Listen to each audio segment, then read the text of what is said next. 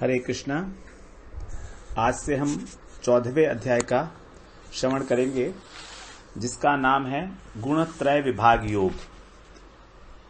3 प्रकार के जो प्रकृति के गुण हैं, सत्वगुण, रजोगुण और तमोगुण, तो उनके विभाग मतलब उनका जो 3 प्रकार का विभाग है, ये इसका वर्णन भगवान करेंगे। तीनों गुणों का, कि प्रकृति के 3 गुणों का क्या स्वभाव है, किस तरह से ये कार्य करते हैं।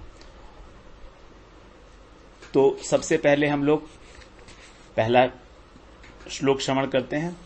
उसमें कह रहे हैं, श्री भगवान उवाच परम भूयः प्रवक्ष्यामि ज्ञानानां ज्ञानमुत्तमम् यज्ज्ञात्वा मुनयः सर्वे पराम सिद्धिमितो गतः।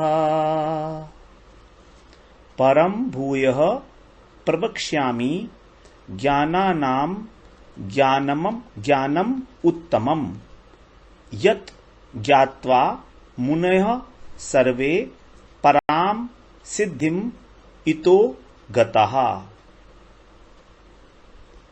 परम भूयः, परम का मतलब श्रेष्ठ, सर्वोत्कृष्ट। भूय माने दोबारा, पुनः। प्रवक्ष्यामि माने कहूंगा। भगवान कह रहे हैं अर्जुन से कि मैं तुमको दोबारा से कहूंगा। क्या कहेंगे? ज्ञानानाम ज्ञानम उत्तमम।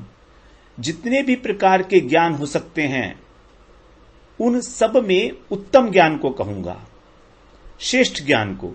ज्ञानानाम, ज्ञानानाम का मतलब यह बहुवचन है, तो अनेक प्रकार के ज्ञान है। लौकिक ज्ञान है, स्वर्गलोक का ज्ञान है, सिद्धियों का ज्ञान है, मोक्ष का ज्ञान है, ब्रह्म का ज्ञान है, परमात्मा का ज्ञान है, भगवत ज्ञान है। तो इन सब के अंदर जो सबसे उत्तम ज्ञान है, वो मैं तुमको कहूंगा। ज्ञानानाम ज्ञानम उत्तमम यच ज्ञात्वा, यत माने जिसको, ज्ञात्वा माने जानकर, मुनयः सर्वे, मुनयः माने बहुत सारे मुनि। यहां पर भी मुनि लोग मतलब बहुवचन है, अनेक मुनि। सर्वे माने सब मुनि, सबके सब जितने भी थे। पराम सिद्धिम इतो गतः। इतो का मतलब इत है ये, तो इत मतलब इस संसार से मुक्त होकर, पराम सिद्धिम परम सिद्धि को, गतः माने प्राप्त हुए हैं। तो ये वाला अध्याय हमारे लिए बहुत महत्वपूर्ण हो जाता है, क्योंकि इस उत्तम ज्ञान को जानकर ही जो मुनि लोग हैं, वो इस संसार सागर से पार हो गए हैं। अर्थात ये इस प्रकार का ज्ञान भगवान इसमें देने वाले हैं, जिसको जानकर, जिसका रहस्य जानकर हम इस त्रिगुणात्मक संसार से मुक्त हो सकते हैं। क्योंकि ये संसार त्रिगुणात्मक है, माया का बनाया हुआ है, और माया में 3 गुण है, सत्व, रज और तम। तो उन्हीं तीनों गुणों के विषय में यहां भगवान डिटेल में बताएंगे, विस्तार से। भगवान कह रहे हैं पुनः भूय माने दोबारा से सुनो। अर्जुन को यहां कई बार पहले भी भगवान कहे आए हैं 10वें अध्याय के प्रथम श्लोक में, कि मैं तुमको पुनः वो बात बता रहा हूं। तो यहां भी कह रहे हैं मैं तुमको पहले बता चुका हूं, अब दोबारा से उसको विस्तार में बता रहे हैं। तो ये जो अध्याय है हमारा 14वां अध्याय, ये 13वें अध्याय का ही परिशिष्ट है वास्तव में। क्योंकि 13वें अध्याय में प्रकृति और पुरुष का जो विवेक है, उसका जो अंतर है, वो बताया गया था कि प्रकृति क्या है और पुरुष क्या है। अब यहां प्रकृति के ही 3 गुणों को विस्तार में बताया जा रहा है, इसीलिए ये उसका परिशिष्ट मतलब एडेंडम माना जाएगा, अपेंडिक्स माना जाएगा 13वें अध्याय का। उसी के कंटिन्यूएशन में समझेंगे इसको, क्योंकि हमारा शरीर प्रकृति के 3 गुणों से बना हुआ है, शरीर हमारा, और आत्मा जो है वो भगवान का अंश है।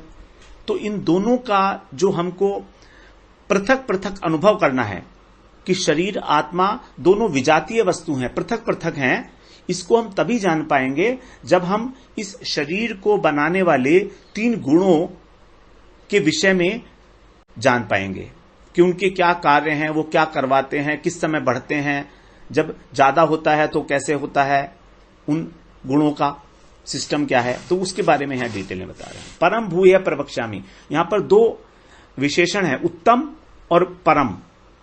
तो उत्तम का मतलब तो श्रेष्ठ, परम का मतलब सर्वोत्कृष्ट, जितने भी हो सकता है नॉलेज उस सबसे सर्वोत्कृष्ट है, क्योंकि ये भवसागर से पार कराने वाली नॉलेज है। इसको इसलिए हम लोग श्रवण करेंगे एकाग्रता से। परम सिद्धिम अवाप, परम सिद्धिम, पराम सिद्धिम की प्राप्ति करने वाली है, जिसको जानकर यज ज्ञात्वा मुनिः सर्वे पराम सिद्धिम इतो गतः।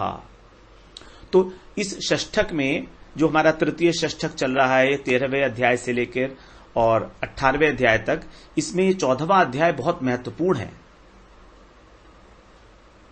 बहुत ज्यादा महत्वपूर्ण है। इसको भगवान अगले वाले श्लोक में भी बताएंगे, अभी वहां हम इसको स्मरण करेंगे कि इसको जानकर क्या हमको फल मिलने वाला है। एक तो फल बता दिया पराम सिद्धिम, फिर दूसरा भी एक और बताएंगे क्या फल मिलेगा इसको जानकर। तो इसका एक बार श्रवण करते हैं। श्री भगवान उवाच परम भूय प्रवक्ष्यामि ज्ञानानां ज्ञानमुत्तमम् यज्ञात्वा मुनिः सर्वे पराम सिद्धिमितो गतः। संपूर्ण ज्ञानों में भी उत्तम ज्ञान को मैं तुमसे दोबारा से कहूंगा, जिसे जानकर सभी के सब मुनि इस संसार से मुक्त होकर परम सिद्धि को प्राप्त हो गए हैं। हरे कृष्णा। हरे कृष्णा। 14वां अध्याय हम लोग श्रवण कर रहे हैं, उसमें दूसरा श्लोक हम श्रवण करते हैं। भगवान बता रहे हैं, इदं ज्ञानम् उपाश्रित्य मम साधर्म्यमागता सर्गेऽपि न उपजायन्ते प्रलये न व्यथन्ति च। इदं ज्ञानम् उपाश्रित्य मम साधर्म्यम् धर्म आगतः सर्गे अपि न उपजायन्ते प्रलये न व्यथन्ति च। इदम ज्ञानम, पहले श्लोक में भगवान ने बताया कि ये ज्ञान अत्यंत श्रेष्ठ है, जिसको जानकर सभी मुनि इस संसार से पार हो गए हैं, परम सिद्धि को प्राप्त किए हैं। अब यहां पर भी उसका दूसरा फल बता रहे हैं। इदम ज्ञानम उपाश्रित्य, इस ज्ञान को उपाश्रित्य माने धारण करके, आश्रय लेकर, इसका उप माने नजदीक, आश्रित्य माने आश्रय लेना। तो इस ज्ञान को अच्छी तरीके से समझ के, आश्रय लेने का मतलब समझना, भली भांति समझने का मतलब है अपने जीवन में अनुभव करना इस बात का। इदम ज्ञानम उपाश्रित्य मम साधर्म्यम आगता, मम माने मेरे, साधर्म्यम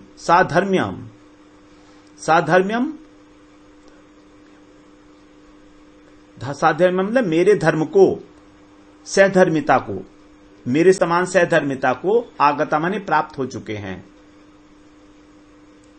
जो मनुष्य इस ज्ञान का आश्रय लेकर मेरे साथ सधर्मिता को प्राप्त हो चुके हैं, वे उनके विषय में क्या करते हैं, सर्गे अपि न उपजायन्ते। सर्गे माने होता है, सर्ग माने होता है सृष्टि। तो सृष्टि के आरंभ काल में भी, न माने नहीं, उपजायन्ते वो जन्म नहीं लेते, पैदा नहीं होते। तो जब सृष्टि होती है तो जितने भी हम, जिनके भी कर्म संस्कार बाकी हैं, वो सब लोग जन्म लेते हैं। लेकिन जो भगवान को इस प्रकार भगवान की सधर्मिता को प्राप्त हो गए हैं, उनका जन्म नहीं होता। सर्गे अपि, सृष्टि होने पर भी वो उत्पन्न नहीं होते। प्रलये न व्यथन्ति च, और जब प्रलय होती है तो वो व्यथित भी नहीं होते। व्यथित का मतलब दुखी होना, महाप्रलय के समय। तो महासर्ग में और महाप्रलय में एक तो होता है सर्ग, एक होता है महासर्ग।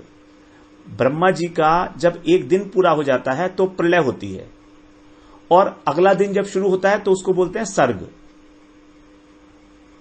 तो इस प्रकार ब्रह्मा जी की 100 वर्ष की आयु है। अब जब ब्रह्मा जी की आयु समाप्त हो जाती है तब उसको बोलते हैं महाप्रलय, और जब ब्रह्मा जी का पहला आरंभ होता है तब उसको महासर्ग।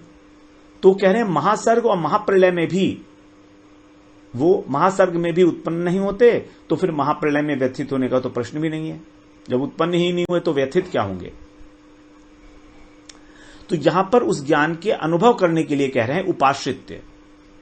उप का मतलब होता है नजदीक से, आश्रित माने आश्रय लेना। मतलब ये नहीं कि हमने सुना इस गान को और उतार दिया, कान से निकाल दिया, नहीं, ऐसा नहीं होगा। उसको अनुभव करना पड़ेगा। उदम ज्ञानम उपाश्रित्य मम सा धर्म्यमागता, वो मेरे धर्म, भगवान की धर्मता को, सधर्मता को प्राप्त हो जाता है। जहां पर वो भगवान की सधर्मता को प्राप्त होता है, भगवान नहीं बन जाता है, ब्रह्म नहीं बन जाता है। जैसे भगवान तीनों गुणों से अतीत हैं प्रकृति के, उसी प्रकार से वो व्यक्ति भी इस प्रकृति के 3 गुणों से पार हो जाता है, अतिक्रमण कर जाता है उनका।